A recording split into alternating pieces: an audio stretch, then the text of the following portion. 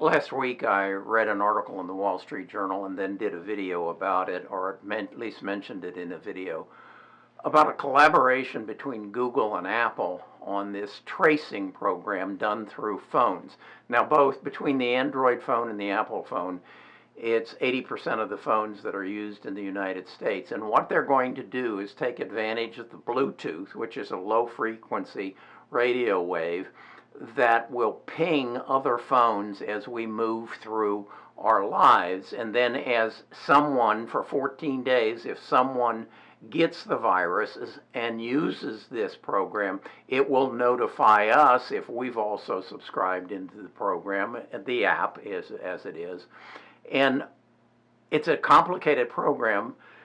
But this morning, as Nita and I's habit is, we record Sunday morning, CBS Sunday morning, and they did just an excellent job of explaining it, and I want to share it with you. CEOs of Apple and Google released this joint logo. They are teaming up to create voluntary coronavirus tracing and tracking software. Well, if you've been watching the news, you know this next part.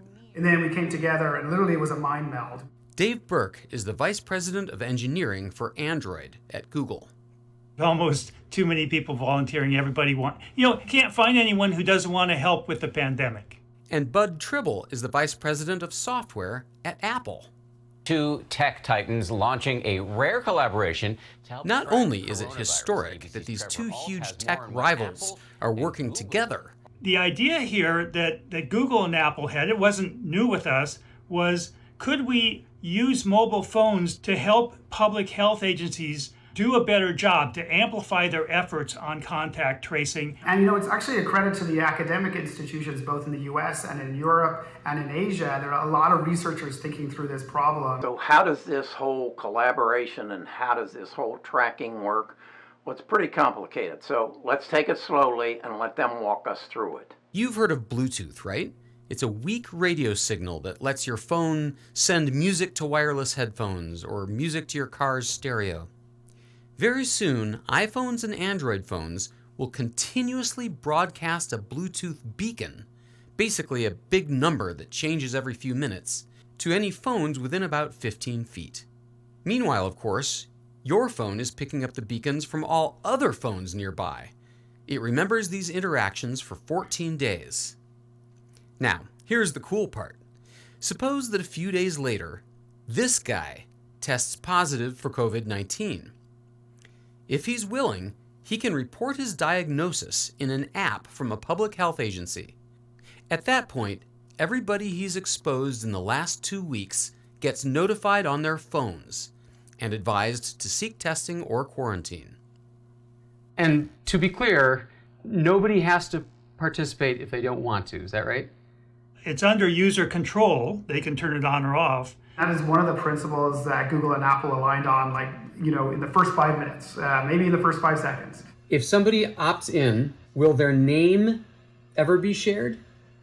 No. Will their location ever be shared? No. Will the data collected ever be hackable or shared with the government or used for marketing? No. In fact, we've engineered the system so that the data doesn't go to a central place. Just know that you were close to somebody who was infected. That's it. South Korea and Singapore are doing digital tracing too, but far more invasively. They do link the infections to your identity. But MIT Internet Policy Professor Danny Weitzner says that the American approach, private and optional, will pay off.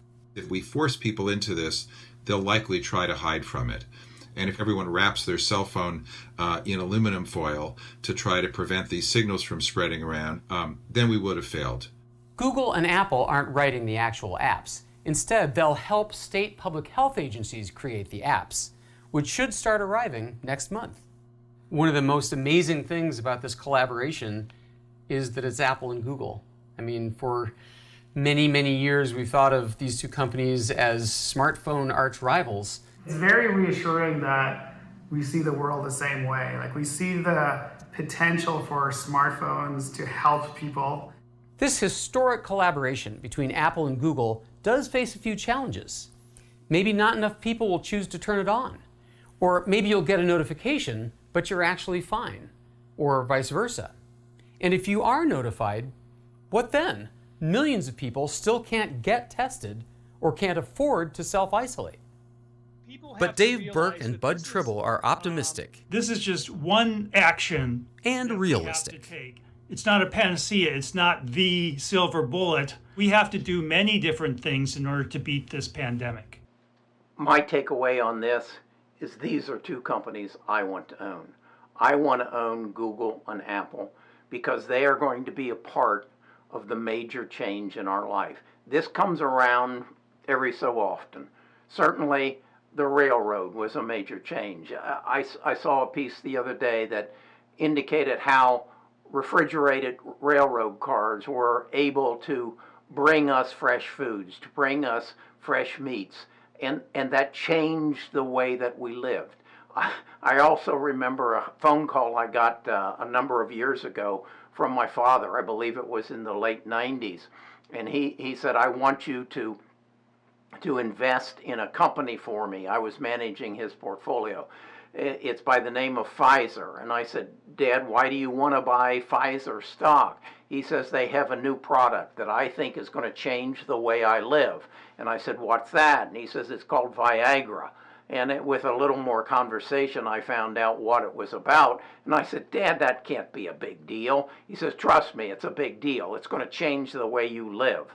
So what we want to do as investors is find opportunities when something's going to happen that's going to change the way we live. This device has changed the way I live, and I'm sure it has for you too. I got my first cell phone somewhere, I would guess, in the late 2010s or somewhere in there.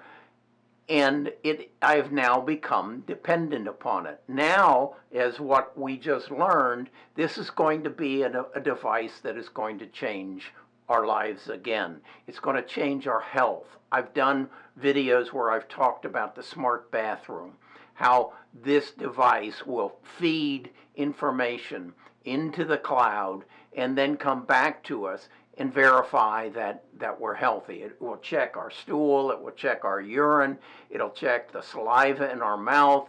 We might even have a smart mirror that checks our body for any cancerous growths or melanomas. This is going to change it. And what we just saw here is some of the brightest minds in the country coming together for the benefit of humanity, not for the benefit of their companies, but for the benefit of humanity. And if you're an investor, you want to own part of this. And I know, Google stock's up over $1,000, and Apple is somewhere around $250, but it really doesn't matter because we're investing for 5 to 10 years in the future. I would have said 10, but things are moving so fast now. Moore's law is just bringing the time from inception to realization to such a shorter time frame. And we need to recognize that and know that what we're watching right now, what you just saw here, is a part of your future. So invest in it and be a part of it. Now, I also want you to be a part of this whole tribe of Best of US investors. Go to bestofusinvestors.com and register so that you become a tribe and I can share more information with you as I find it. And then I want to challenge you to share information with me. I'm getting emails. I really appreciate it, and I try to respond to each one because some of you are sending me information on companies that I have no interest in or I have no knowledge of, and we're going to explore them together in the future. We're building a tribe of people who have a common interest, who aren't looking for some penny stock that's going to be trying to catch a launched knife and get injured. No.